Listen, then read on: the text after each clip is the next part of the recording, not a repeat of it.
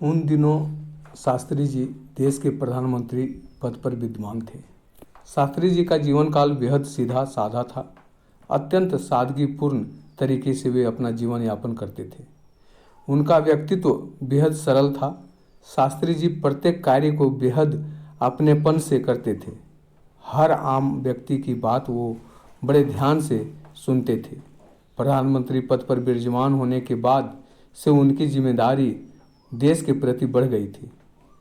इस कारण वे अपने बच्चों को बहुत कम समय दे पाते थे। कई बार बच्चे पिता को अपने स्कूल की बातें बताने के लिए लालायित रहते थे, लेकिन पिता की व्यस्तता के चलते ऐसा संभव नहीं हो पाता था। पर जब भी समय मिलता वे अपने परिवार के साथ खाना खाने की मेज पर अवश्य मिलते थे। एक दिन समय मिलने पर वे अपने परिवार के साथ खाने की मेज पर बैठे हुए थे। सभी बच्चे उनके साथ बैठकर भोजन कर रहे थे। शास्त्री जी ने नोटिस किया कि उस दिन बच्चे उनसे सामान्य दिनों की अपेक्षा बातें नहीं कर रहे थे, बल्कि चुपचाप एक दूसरे की ओर देखते हुए खाना खा रहे थे। यह देखकर शास्त्री जी अपने बच्चों की ओर देखते हुए बोले, क्या बात है, आज आप सब हमसे बातें नहीं कर रहे हैं?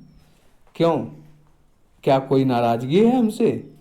उनकी यह बात सुनकर सभी बच्चे एक दूसरे की ओर देखने लगे। तब अनिल शास्त्री जी बोले, बाबूजी, आजकल आप हम सबको बहुत कम समय देते हैं। हमें आपकी अनुपस्थिति में सारे काम स्वयं करने पड़ते हैं। दूसरा बेटा बोला, हाँ पिताजी, हमारा बहुत मन करता है कि आप हर पल हमारे साथ रहें। बच्चों की बातें सुनकर शास्त्री जी मुस्कुराते हुए बोले, बच्चों, जब तक मैं प्रधानमंत्री नहीं था तब तक तुम लोग ही मेरे परिवार का एक अंग थे, लेकिन अब पूरा देश मेरा परिवार है। ऐसे में मेरा कर्तव्य है कि मैं पूरे परिवार का ध्यान रखूं।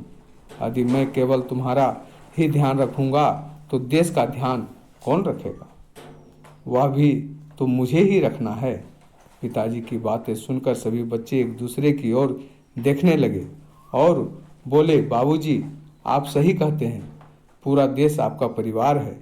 आगे से हम इस बात का ध्यान रखेंगे। इसके बाद सब लोग ने एक साथ खाना खाया। परिवार के साथ खाना खाने के बाद शास्त्री जी पूरे देश रूपी परिवार को ध्यान रखने के लिए वहाँ से रवाना हो गए। धन्यवाद साथियों। इसी तरह के प्रेरक कहानियाँ सुनने के लिए आप हमारे चैनल को सब्सक्राइब करें, लाइक करें, शेयर करें। धन्यवाद।